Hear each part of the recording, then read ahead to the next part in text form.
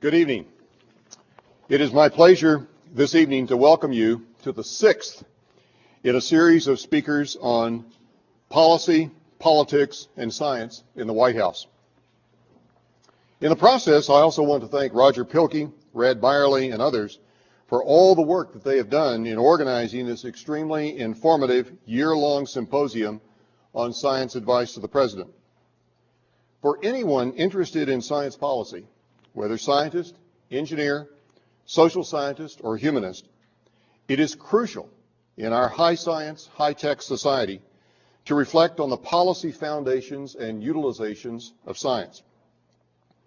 Our speaker this evening, Dr. Hornig himself, wrote in a 1978 examination of the health of the scientific and technical enterprise, and I quote, "The most distinctive feature of a 20th century developed society is the complete integration of science and technology into its basic way of thinking. Because of this," he added, "it is appropriate for Congress, the administration, the scientific and technical community, and the public to ask periodically, how are we doing? That is, are we thinking and acting in the right ways for and with science and technology?" And we are grateful this evening that Dr. Hornig is able to share with us his perspective on precisely such questions, and thus to increase our intelligence in policy research and democratic assessment of the scientific and technological world we are collectively in the process of creating. It is because we are all, scientists and non-scientists alike, creating a world through and with science and technology, that science policy is increasingly important for all of us. As a professor at a specialized technological university, I have found myself encouraging my students to appreciate science policy and have therefore worked to encourage them to participate in this series. For myself too, as someone educated in the humanities, I have felt called upon to attend more than ever before to science and technology policy questions. It is for this reason that I worked to get my own institution to participate with the Center for Science and Technology Policy Research, both in developing a collaborative graduate certificate and in science and technology policy, and in contributing support to this series. Again, my thanks to Roger Pielke and to others for their hard and creative work in creating this event. Thanks, Carl, and we again appreciate Carl's support and Colorado School of Mines. It's been a few weeks since I've seen most of you, so I missed you guys. Welcome back to our next event here. We're extremely pleased tonight to welcome Donald Hornig, who's a Special Assistant for Science and Technology to Lyndon Baines Johnson from 1964 to 1969. Some of you could probably give my introduction by now, but what I'd like to do is thank our sponsors. Without our sponsors, this event and the others in the series would not be possible. Major support for this year-long series has been provided by the Cooperative Institute for Research in the Environmental Sciences series here at CU. We also gratefully acknowledge the support of the Graduate School and the Office of the Vice Chancellor for Research, the Provost's Office, the College of Engineering and Applied Science, the College of Arts and Sciences Dean's Fund for Excellence. And from beyond CU, we also appreciate the support of Southwest Research Institute, Colorado School of Mines, and Boulder-based ICAT managers. Any event like this requires the hard work and dedication of a number of individuals. And two people in particular I'd like to thank are Bobby Klein, who's the managing director of the Series Policy Center, who convened this series and thought of it really from the start to today. And Amy Naku-Schmidt has been instrumental in the project. So thank you to both of you. This is our last event of the fall, I'm sad to say. But we will have one more science advisor visit in January 30th, and that's George Keyworth, who's Ronald Reagan's science advisor, and that'll end our series. We do have a content-rich website, and I'd encourage you to visit. For those of you who haven't been able to see all of the science advisors, we have all of their videos, streaming videos, transcripts from their public lectures, and I'd encourage you to take a look, and you can find that on the program. We also have a video of Bob Palmer, who's a former congressional staffer who participated in the series. So now to the main event for tonight. As usual, we have three parts. We'll start off with Dr. Horning giving his prepared remarks. After he's done with his prepared remarks, I'll spend a little time asking him some questions up here on the stage. And following that, we'll turn it over to you so you can ask your questions of Dr. Horning. I could spend the balance of the evening describing Donald Hornig's resume and his experiences, but due to time constraints, I will just give the high points. Donald Horning earned his doctoral degree in physical chemistry from Harvard University in 1943. He then worked in the Underwater Explosives Laboratory of the Woods Hole Oceanographic Institution until he joined the Los Alamos Laboratory in 1944. In 1946, he moved to Brown University as an assistant professor, becoming professor in 1949, as well as associate dean of the graduate school. In 1957, he left for Princeton, where he served as chairman of the chemistry department. He served on a variety of government advisory committees, and in 1957 was appointed to the Space Science Board of the National Academy of Sciences. He served on the President's Science Advisory Committee, PSAC, something you'll hear a lot about this evening, under Presidents Eisenhower and Kennedy before being confirmed as President Johnson's Special Assistant for Science and Technology in 1964. He served in that role until 1969 when he became a vice president of the Eastman Kodak Company. Beginning in 1970, Dr. Hornig served as president of Brown University.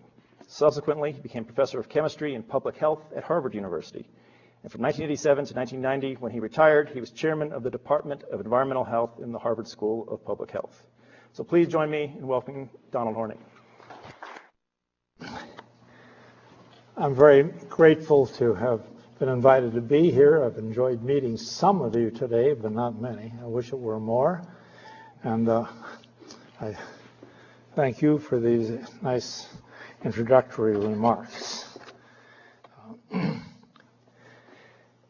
I've thought a lot about how I might contribute to your consideration of the place of science in the White House.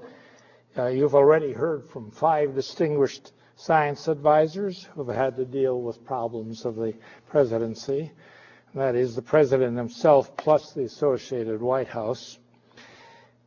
You know, his cabinet, the National Security Council, the Bureau of the Budget, the Council of Economic Advisors, plus the staff, which the White House staff supports the president, but it's also directly powerful in its own right.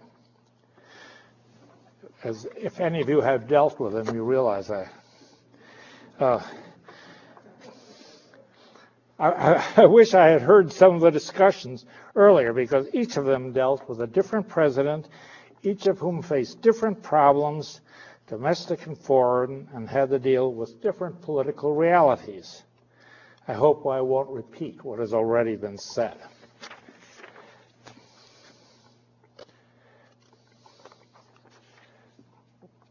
I will confine myself to my own experience with Presidents Eisenhower, Kennedy, and Johnson. Before I proceed, I should remind you that I'm a Neanderthal with a fading memory, but a lively imagination. My experience relates to a time before many of you were born. On the other hand, though the actors have changed and the times have changed, a surprising number of problems look very much the same. What are the problems? Some of the discussions and much of the analysis concerns the management of the enormous collection of programs carried on by the federal agencies or funded by the federal government. Each has its own body of scientists, its particular management, organization, and traditions, and its particular problems. I don't know if you'll all agree with me, but I don't think there can be a single science policy when it encompasses this whole spectrum. So I won't attempt to discuss one. Still, despite all this diversity, the ship of state needs to be led, and steering it is ultimately the job of the president. The ultimate goal for us has to be to assist him in all matters which require scientific and technical judgments. This shows up in the appointment letters of most, if not all, of the science advisors. I haven't checked this out, I have to say. But where the key phrase is, quote, to advise and assist the President in all matters affected by or pertaining to science and technology.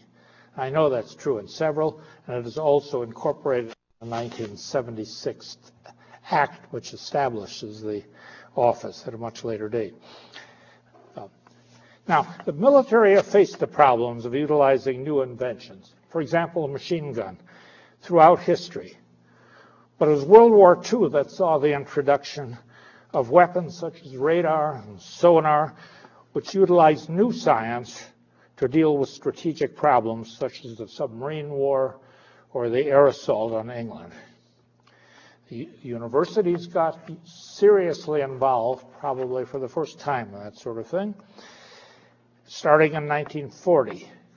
The White House itself only got involved when the possibility of developing an atomic bomb was brought to the attention of President Franklin Roosevelt in 1941. Now, I'm not exactly sure of that date, plus or minus 1 year.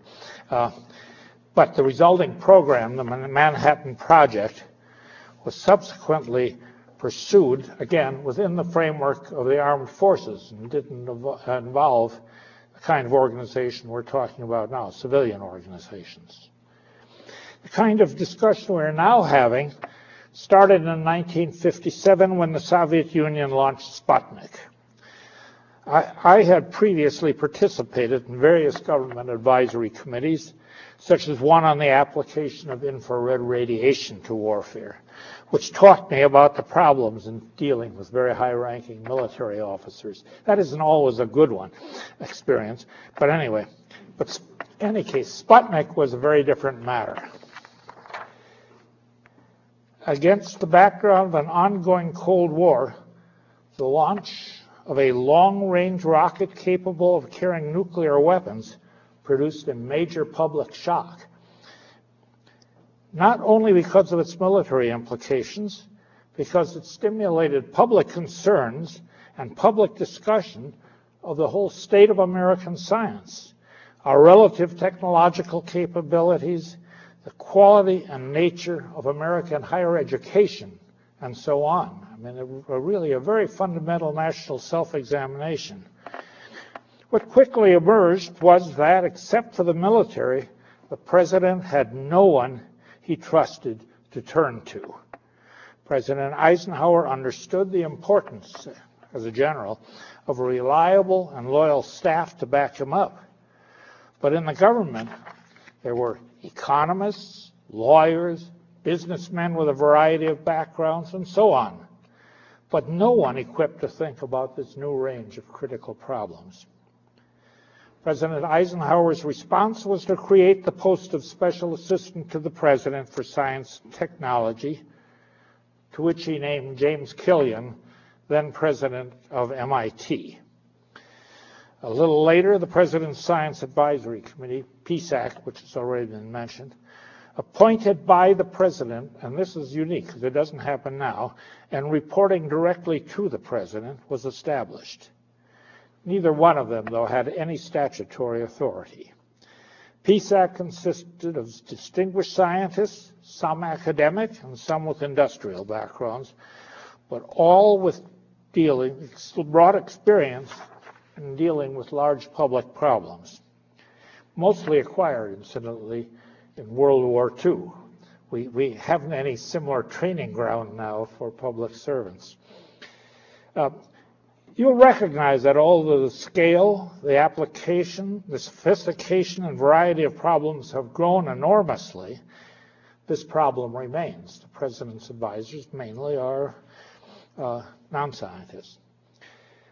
Whether the White House needs its own science and technology apparatus and what its role should be or could be has been debated ever since, and I imagine we will discuss this and related matters in our sessions here in the next day or two. I've already indicated that I don't think we need a science oversight or management staff. We have an OMB, and the various agencies also can do that. We need a source of wisdom, experience, and perspective drawn from the entire worldwide scientific and technical community. We should ask how we can help the President to lead in the midst of an ongoing transformation, which is in historical times proceeding with breathless speed. Think of it. Petroleum-powered transport began during my grandparents' life. The first airplane flew when my parents were children. Commercial radio could first be heard when I was a child.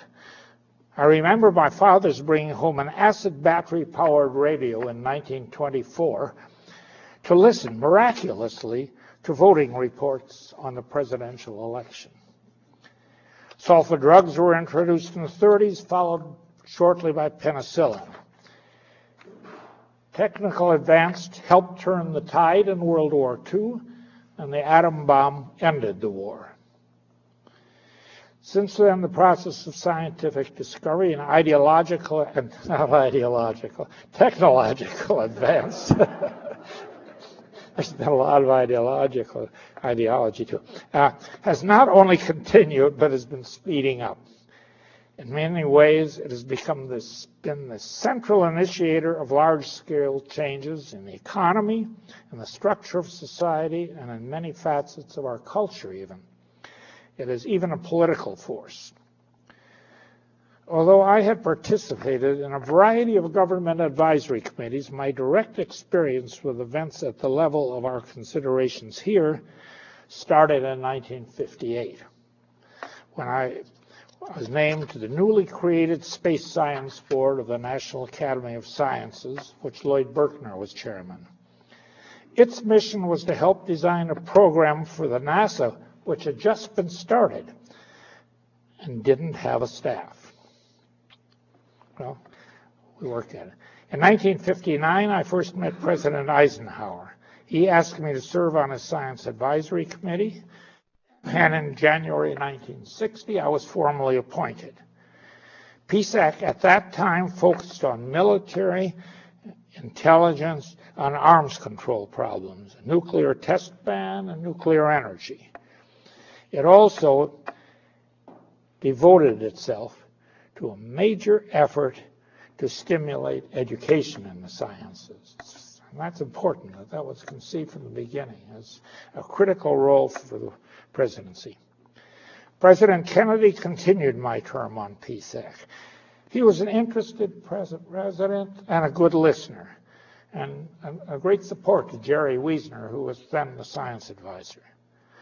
But it is chastening to realize when one tries to make stories that say how great all the science advisors were, that he consulted neither PSAC nor his science advisor in arriving at his decision to go to the moon, which may have been the biggest decision of that time.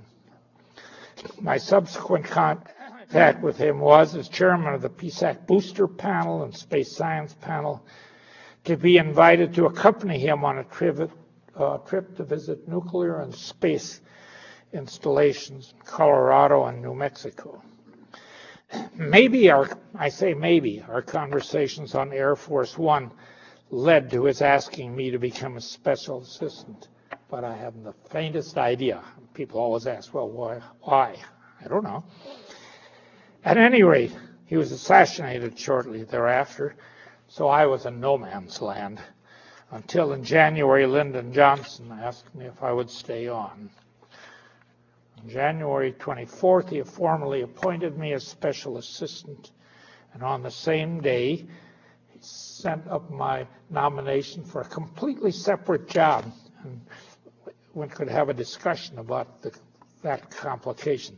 Director of the Office of Science and Technology, and he sent it to the Senate, and in what must be record time, I was confirmed on January 26th, 2 days later. My agenda quickly broadened beyond national security problems. In 1964, when task forces were being organized to provide the new president with initiatives he might undertake, Rachel Carson had just written her highly acclaimed book, Silent Spring, which some of you may have read. And I sent a memo to Bill Moyers that pollution and the problem of the environment were going to be one of the big political issues of our time, and that it was important for that administration, or our administration, I'd say, to take the lead. He liked the idea, as did the president. That summer, we set up a task force chaired by John Tukey of Princeton to develop it. In the end, the report, Restoring the Quality of the Environment, was issued by the president, who wrote a foreword to it. In the next 5 years, we tackled many issues, mostly dictated by my sense of what mattered to the president at any given time, or trying to anticipate for him what was going to matter. This led to efforts in such areas as developing the potential of the oceans, coping with the world food problem, dealing with urban problems, and very importantly, meeting the need for basic research and advanced research in science and technology.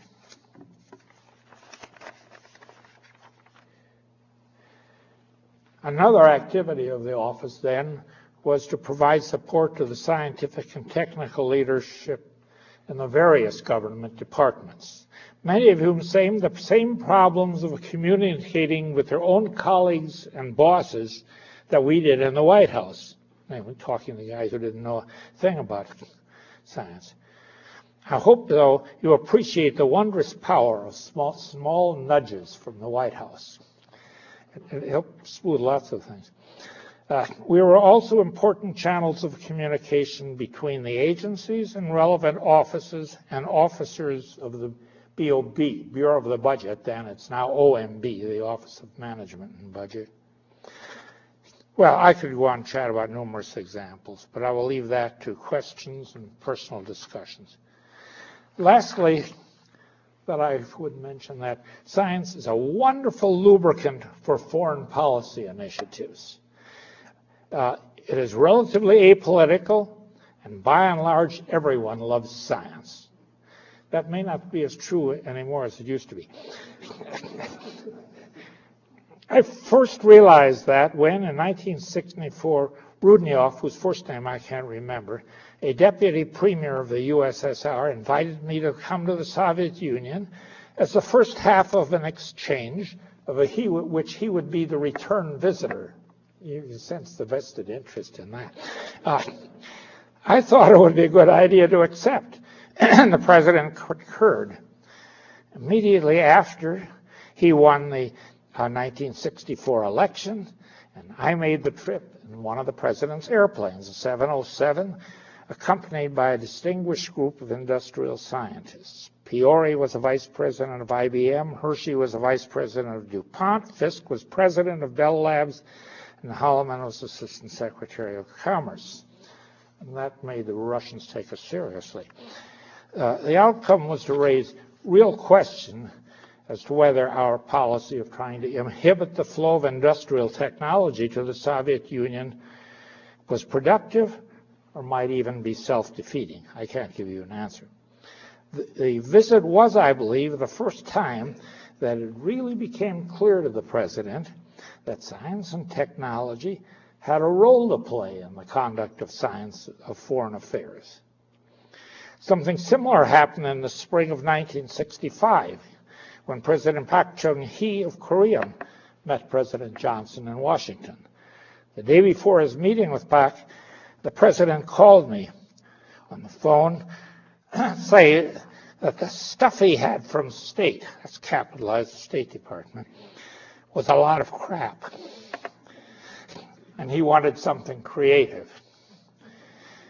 PSAC fortuitously was meeting that day, so we closed down our agenda and discussed various possibilities, homing in on the idea of an industrial research laboratory. After PSAC adjourned, a rump group, including Frank Long of Cornell, and Ken Pitzer, then president of Rice, and I worked on a plan for what we call the Institute for Applied Research and Industrial Development. which I presented to President Johnson this shows how well the government's organized, approximately 1 hour before President Pak arrived the next morning. President Johnson liked it. President Pak was completely surprised because he thought you could get notified in advance of these things. But he was pleased. At the end of the meeting, President Johnson had agreed, without consulting with me, to send me, backed by a distinguished delegation, whatever that might mean, to Korea, see whether the idea could be implemented. Well, the program was enormously successful. Now, 40 years later, KIST, K-I-S-T, the Korea Institute for Science and Technology is thriving and has been a model for at least one aspect of development in several countries. It also has a whole string of offshoots in Korea. Well, these outcomes obviously gave the president ideas. The next summons came when Prime Minister Sato of Japan was visiting. The president called me at home when I was in dinner at home, while I was in the kitchen, sort of second-guessing Lily at the stove. The night before their meeting, to say he wanted a fresh idea, on demand. This time I proposed a Japan-U.S. medical cooperation program for Southeast Asia. Medical cooperation is always safe. And worked all night on it, consulting medical experts all over the country by telephone. The Japan-U.S. medical program went through and has been implemented. It is going strong right now. It's a good one. This led to visits to Pakistan, India, Taiwan, Australia, and many other places. Well, what I haven't talked about is Vietnam. We were not directly involved in the conduct of that war, but panels of PSAC continued to work on military questions. In fact, over half of the efforts of the Science Office throughout that period were devoted to defense, intelligence, and space. That's as opposed to perhaps 90% in the period, the earlier period. My staff had about 35 professionals, and they worked closely with the Office of Management and Budget, although it's still called BOB then, on evaluating programs and budgets. However, from 1967 to 1969, I've got my text mixed up here, but it doesn't matter. We went on working, but there was a continuing erosion of confidence in the loyalty of our office and PSAC to the President's goals, particularly the plans for an ABM, the anti-ballistic missile, and for supersonic transport. And once that came up, there was a gradual erosion in everything else we did. The fact is that there was never a conflict. That's been discussed much in various places overtly, but there was a cooling off, let's say. There's a question always is, who works for you and who are your friends?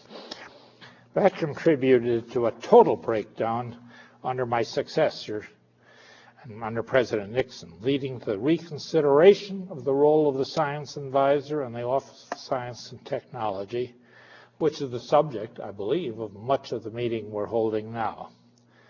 And with that, I thank you.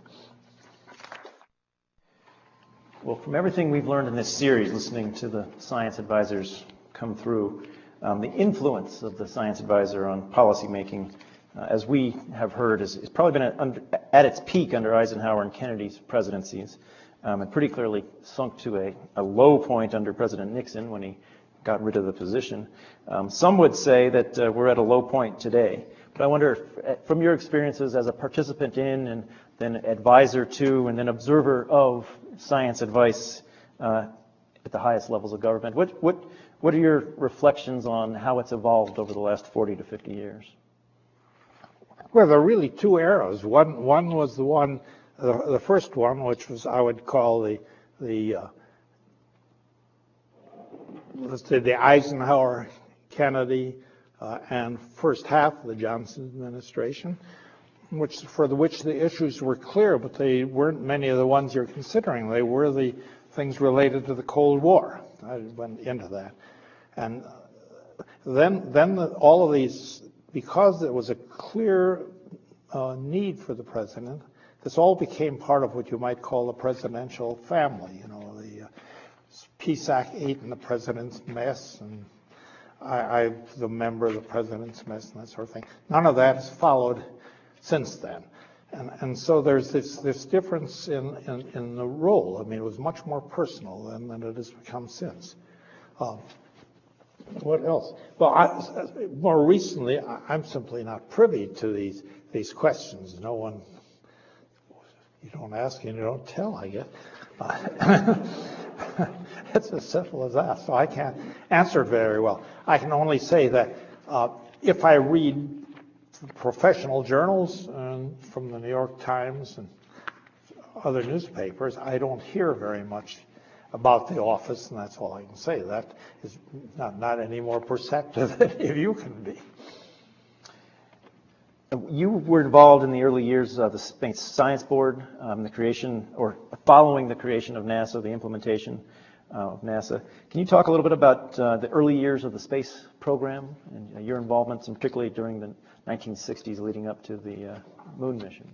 Oh, well, that's interesting because there was a lot of fumbling, of course. The scientific community hadn't much use, incidentally, for men in space. And that was a source of maybe some friction within the White House. But the whole question of what would you do? I mean, what should be flown, and what kinds of was a great debate and a very exciting one. And the pictures of the moon and the backside of the moon were obtained for the first time. You know, it's all great. But it didn't. Nothing was very ambitious yet. Well, in a very real sense, the decisions about the space program that were put in place, basically at the end of your term as science advisor, early in the 1970s after you left, continue to shape the space program today. The space shuttle was first proposed in 1972. What are your thoughts about the current direction of the space program and some of these same debates that you mentioned, such as humans in space versus robotic exploration, are still raging? Well, I'll just get into trouble if you make me talk too much. I think the program is going well. I don't know why we built a shuttle, but at any rate, we did. On the other hand, there's been really marvelous achievements, of which Hubble is maybe the crown of them all, but nevertheless, there have been missions out to all of the planets, and good ones, and beautiful results. So you can't fault the nature of the program, except for perhaps that one fault. And we're still having that debate. As to going to Mars, well, I think it's marvelous to go to Mars, but when we're in the laboratory here, we're perfectly content to use an electronic instrument and see what it says on the dial, and not to insist that we feel it with our fingers. So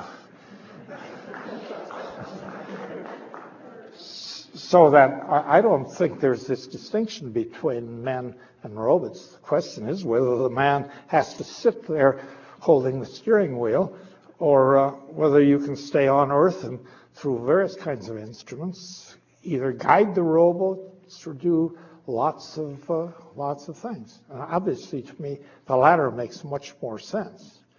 And I for one, incidentally, I'm rather pleased to find that we're now there are problems with the shuttle using the Russian vehicles to forward supplies and then to the International Space Station, because we can do it 10 times cheaper than we can with a shuttle. And the only trouble is that we have congressional legislation which says that after the first of the year we can't do that, but we're not going to obviously abandon those guys up there. That's the only way they can be supplied. We'll have to keep renting Russian vehicles. Well, anyway, so But there's still the question what the long-range direction is. I don't think is very well settled, but I don't have any strong views except to say that there are just fantastic possibilities, but almost all of them rely on having sophisticated robot devices. I'd like to turn attention back for a moment to the Vietnam War issue, ask a few questions on that.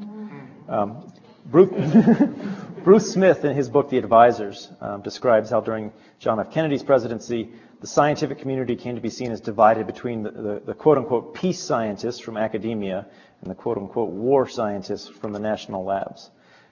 He also describes how President Kennedy's science advisor, Jerome Wiesner, was gradually frozen out of national security issues. I guess, was this characterization of the peace and war scientists and the diminishing influence of the science advisors, does that jibe with your experience? Yeah, yes and no. I wasn't aware of any such division as a structural thing. I was aware that there were a group of people, and I didn't think of them so much as national lab people, but anyway, a group of people, some of them associated with the atomic energy labs, particularly guys like Teller, who were hawks, yeah. And we thought of them as the other side, I suppose. But anyway, I wasn't aware of it as now as to Wiesner, I have no personal experience. I do know that what you quote from Smith fits well with what I've heard, but I only say heard, from what the newspapers would call usually reliable sources. I won't mention any names. And that's all I can say. Well, President Johnson was not characterized as a favorite fan of academics.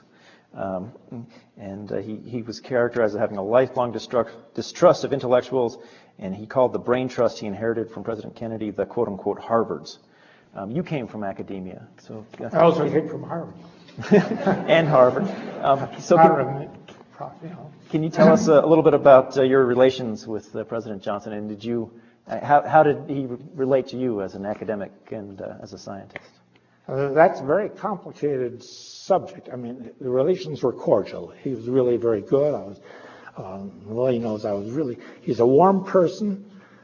Contrary to what some people have said, I remember one time we were giving out the National Medals of Science, and Lily was sitting in an aisle seat with our daughter watching the thing, and the president walked in, because he was the one who handed out the medals, and saw them, stopped, and gave my daughter a hug and said how glad he was to see her there. And he said, your dad, I'm not sure Lily can tell you the exact words, but anyway, your daddy's doing a good job, or something to that effect. I just thought for a president, that was pretty nice. So that's one-sided. On the other hand, I won't go into details. He could be hard as nails.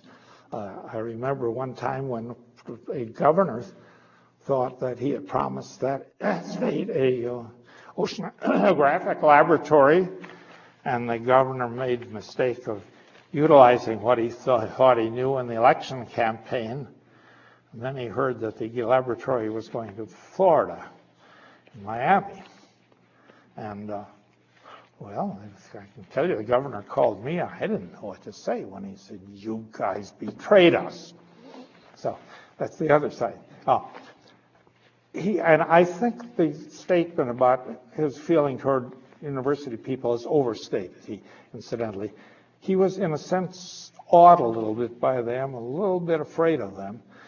It's a funny statistic that after he complained about how there were too many Harvards, while he was there, he appointed more Harvard people than anyone had before.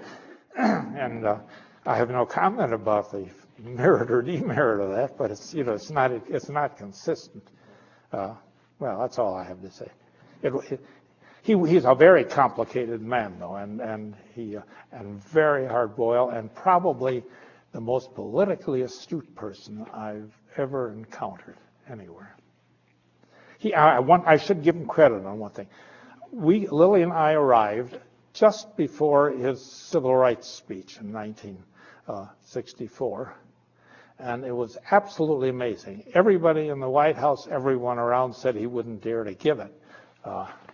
It was impossible to do. He did, and what's more, in a political display I couldn't imagine. I mean, one way or another, I have no idea what he promised to who, or whether he twisted arms or wrists or necks.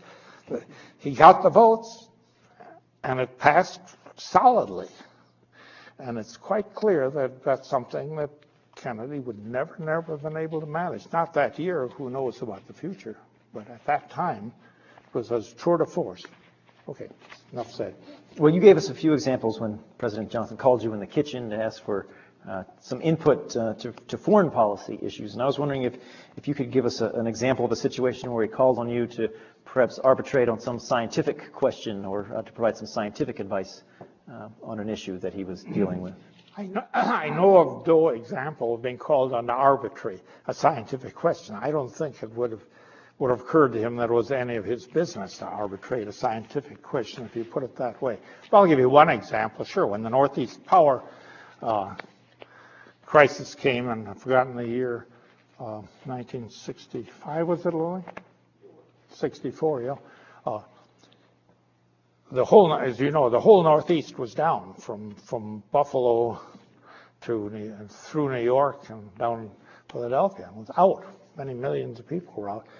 And on that occasion, I mean, I have to say, the way I learned about it was because my daughter, who was a student at Harvard at that time, called Lily in a panic because she thought probably an atom bomb had wiped me out in Washington by then when everything went out.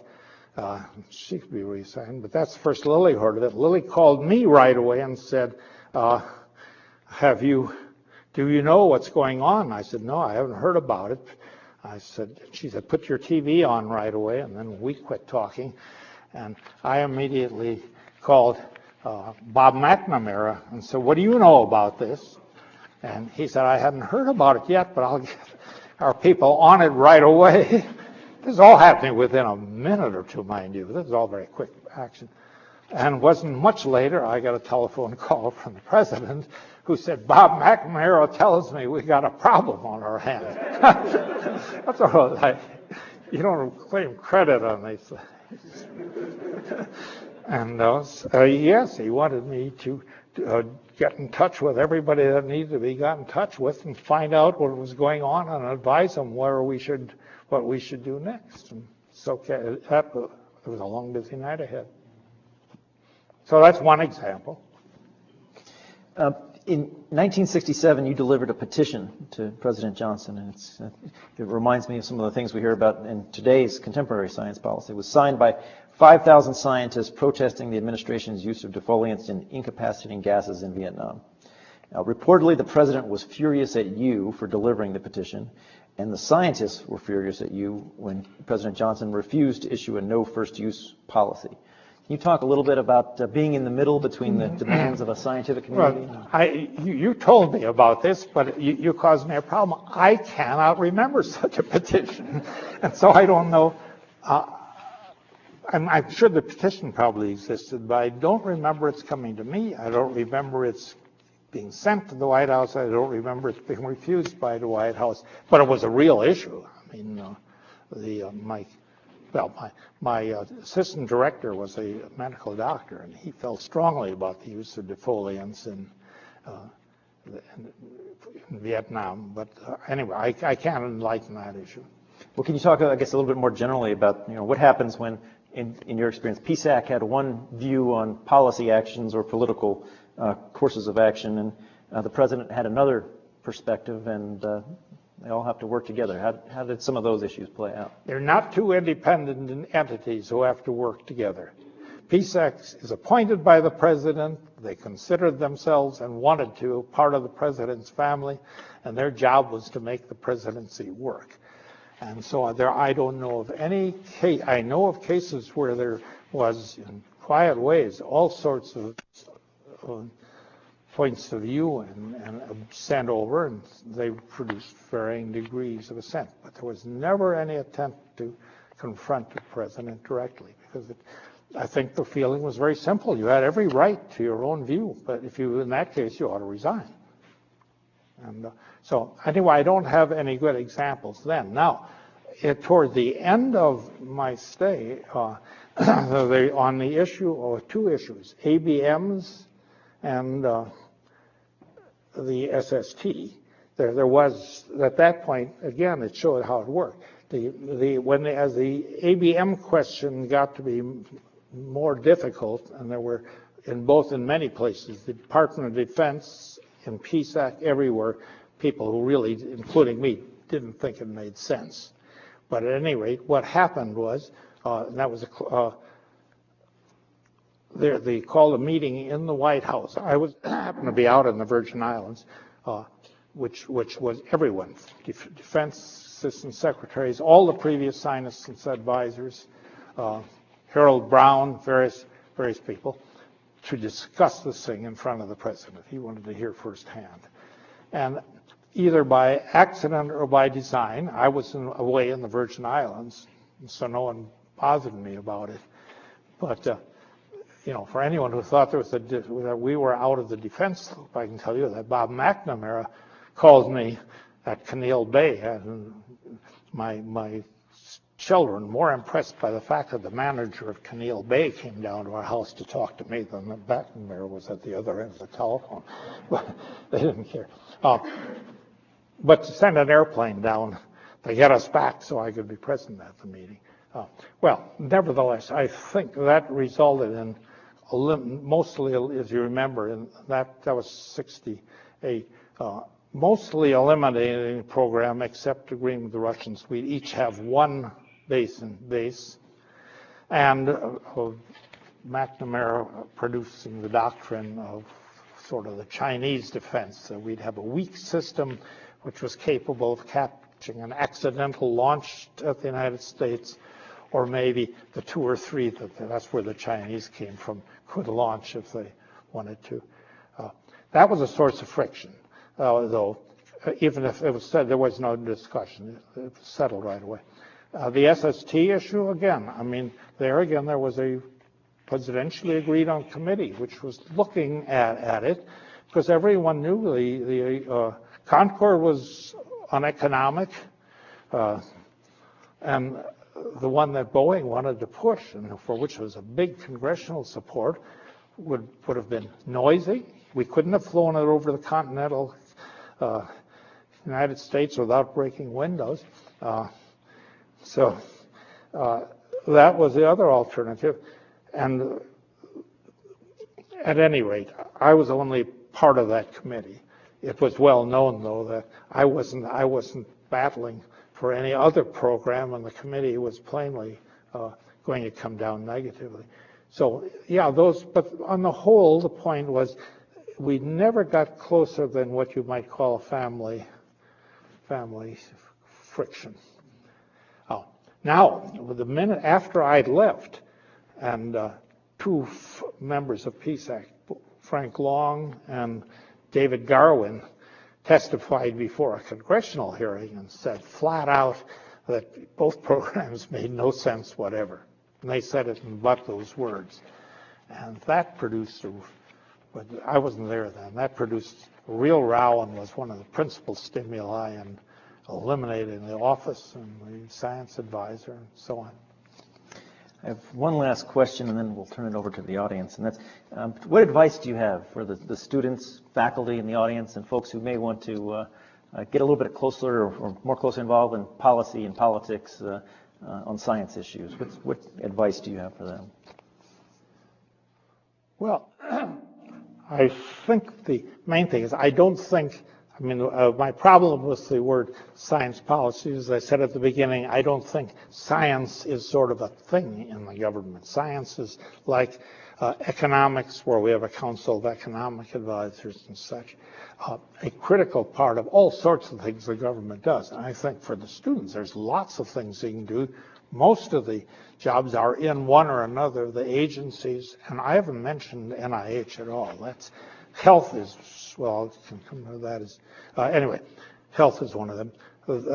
So that therefore, you have to identify issues which both are important to the president, to the public, and so on, and then what think about analyses, how to deal with them. Oh, I think there's a lot to be done because it's only begun to be realized how many things require such an analytical and scientific input, but it's not a formal ritual.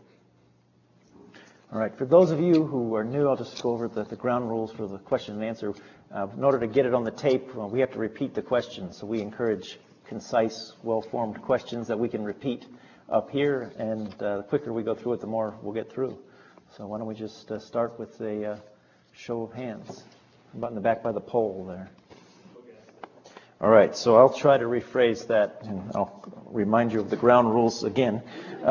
So the question is that, and correct me if I get it wrong, but some people don't, in our society, don't seem to appreciate science, and the gentleman used the example of creationism versus evolution as an example of that. The question is, do you think those sorts of perspectives will harm the U.S. role in science and technology into the future? Is that fair? Yeah, that requires a very wise man to answer. And I don't know if I'm it. The answer I would tend to give is the issues you raise tend to be in a democratic society important. Some, maybe many people, but they're isolated. They're isolated things. Almost everyone, in most respects, respects the fact that the increasing knowledge base is what moves all of in what you might call the information revolution, all of the technology. Everyone sees the examples coming out of Hubble and things in the New York Times every other day of new discoveries among nebulae and such, new things about disease. And so through a very wide part of our culture, I think there is a solid faith that our understanding and using science and technology is just part of our society. Now, the special issues are all ones that don't involve, I feel like, science per se, but the issue of what and how science should apply. Even on evolution, hardly anyone debates what is, I'd say, the experimental facts about the evolution of animals and geologic structures and the earth and such. The question, if you want to ask about, relate this, though, to what it means with respect to creation, that's a matter of faith, because there's no evidence of the scientific sort that bears on it one way or another. Newton faced that problem many hundreds of years ago, and he was an ardent religious people, but he's just said sort of science is one thing and my religion is another. And of course, John Kennedy said that when he was being elected president. I don't know the answer to your question, but I cannot believe that these issues, they may affect elections and they may affect politics, but I can't believe they're going to affect most of the basic outlooks of our society. So the observation, I'll just try to rephrase, is that that science advice seems to have evolved from being on science more to matters of policy. And the question is, where does Dr. Horning think the best quality scientific advice comes from into the presidency? Well, I guess my first part of the advice would be all of the above, because the main role of the science advisor is from all of those sources to bring into a focus for the president. What by some lights is the best, and that's the main role of, for instance, it doesn't exist anymore. The Science Advisory Committee was to help filter and find the best sources from all of these things, because the advice, where the best advice comes from, it can be any of them, depending on the nature of the issue. I don't know of a general answer, I think, to that question. The question is, without putting you on the spot, Anything you regret or mistakes made that you'd like to share? Well, I'm glad he added a qualifier and mistakes relating to advice to the president, because otherwise I'd say, do you want me to talk for the rest of the evening?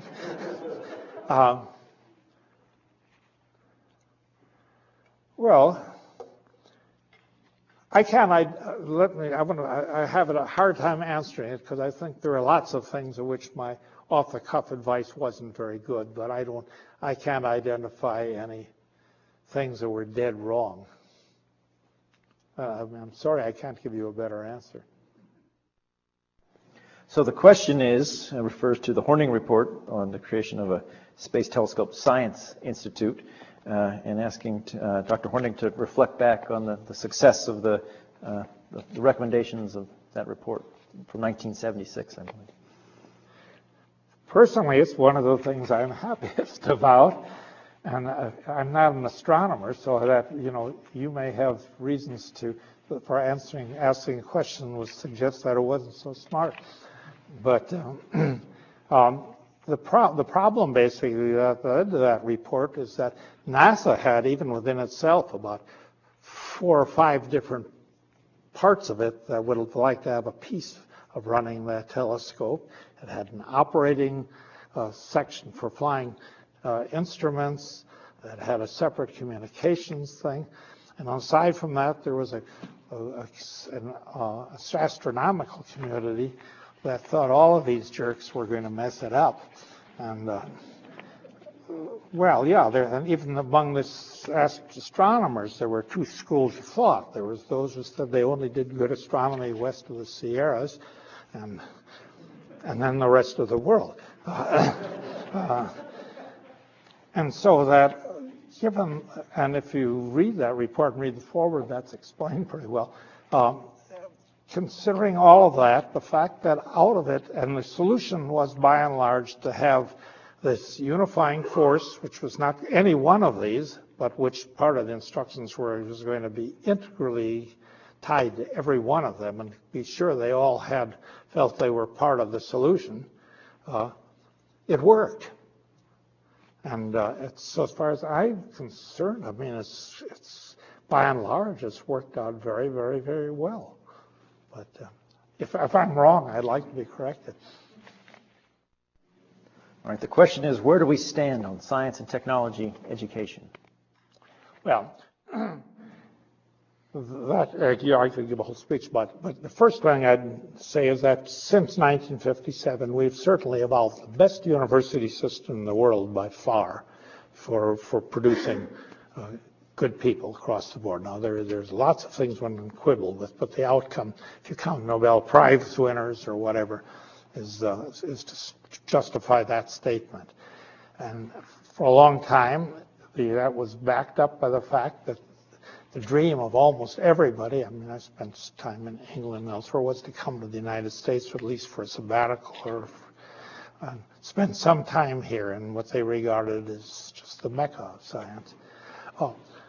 The thing that makes this a good question is that what we know now is that from what you might call those best days, the number of people who apply for visas to come to the United States has dropped by half. The number of scientists who want to come to the United States, the number of people who've been educated here from abroad who want to return home. For a long time, it was a problem in dealing with Europeans that everyone wanted to stay once they'd come here. That is no longer true. Now the question is, what does that portend? Do we have a problem or don't we? There are other problems. If we look at the performance level of our high school seniors, I think we're 22nd in the world in the performance in mathematics and science. And this is ominous, but it's not at the moment. At the moment, there's no particular problem that I know of, but it looks scary. So that isn't a very good answer, but I think it's a good question to ask.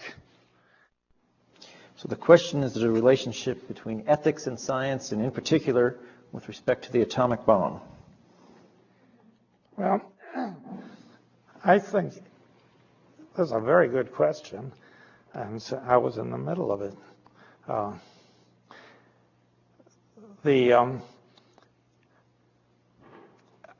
Ethical questions, I think many of them have to be answered in relation to the circumstances and situations in which you want to apply the question. And in the case of the atomic bomb, this was complicated. At the time the question of its use came up finally, we had taken tremendous losses in Okinawa. We had built on Tinian a 50,000-bed hospital to receive casualties from the anticipated landing on Japan. We knew from Okinawa that this was going to be a fearful cost. And the prospect was that one could end the war. And that is a difficult ethical question. How do you weigh ending the war and the probable saving of very large numbers of lives, both Japanese and American, against what is really a horrendously cruel act? And I can't answer that for you. At the time, my answer was clearly to myself that, well, if we could end the war, it would have been worth it. And that was the outcome. So I'm afraid that's all I have to say. So the question is, noting Rachel Carson's book that you mentioned in your talk came out in 1964, what were some of the debates in the President's Science Advisory Committee, and where do you think we stand now with respect to, I guess, the contemporary version of those same sorts of debates? Well, the debates weren't mainly in the committee; they were in the panel, which was mainly people associated with those things.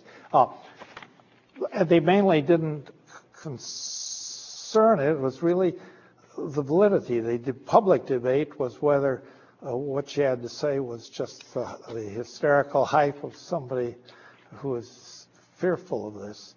And so the real debate for the committee was did she have facts on her side? Not about the political question. And the conclusion was flatly, she had facts on her side. It was plainly happening, and it was plainly bad in many sectors. People were being poisoned by chemicals. There was problems on hand, and they were going to get worse. And now what's done? Well, we obviously haven't solved all the problems. Nevertheless, we have set up an EPA. Most of the world has set up some kind of organization, so we haven't joined the Kyoto Pact, but most of the world, 135 countries have.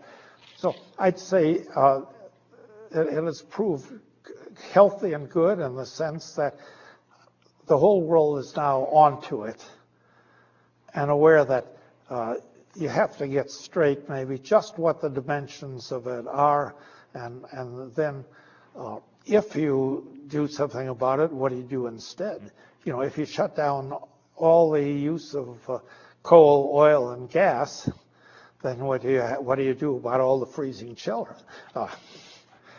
I don't know. No, so I guess my answer to your question is that I think there's been lots of progress, and we still have problems at least as big as we had at that time. The question is whether the issue of global cooling was ever on the agenda in the 1960s. I don't think there is any known reason for expecting any long-term cooling. If you increase the cloud cover and reflectivity of the Earth's atmosphere, the temperature goes down. There is historical from paleological things. We did have ice ages. Things have gone up and down. And there's anticipated that there could be now. I mean, the oceanographers say that if, curiously enough, global warming may lead to, let's see, Lily's better on oceanography than I am, but anyway, can lead to currents out of the Arctic, which will then lower surface ocean temperatures everywhere, with which that's a possible outcome then, and possibly even a whole new ice age. I doubt that there is a clear answer. The one thing that is clear, that is what keeps on adding heat-absorbing gases to the atmosphere as we have had, and then we've seen it dramatically for 2 centuries now. I mean, there will be, on average, there's going to be an increase in temperature. But I'm sorry, it doesn't answer your question quite. So the question is whether President Johnson's strong support for NASA, and you may want to throw in the district and state that President Johnson came from, whether the strong support of NASA reflected political motivations such as getting support for President Johnson's broader political program. I can't tell you. I think he was too late for that, though. That had been done by Kennedy. I mean, Kennedy plainly picked the space program as a strong counter move to the Soviet Union and as a symbol of strength after all these concerns as to whether we were losing in a general way the race to the Soviet Union, that in fact this was a country in action. By the time Johnson came in, it was all in train. It was by 1972, the men had been landed, and it was a symbol of strength that hadn't been matched. And of course, the Space Center had been set up in Houston, which was, from his point of view, a great thing. But as I said, he, in a sense, came in rather late on that game. So I rather doubt that was a primary motivation. I think he would have fought like a dog if anyone had tried to take it away. Why don't you join me in thanking Dr. Horning for one solution.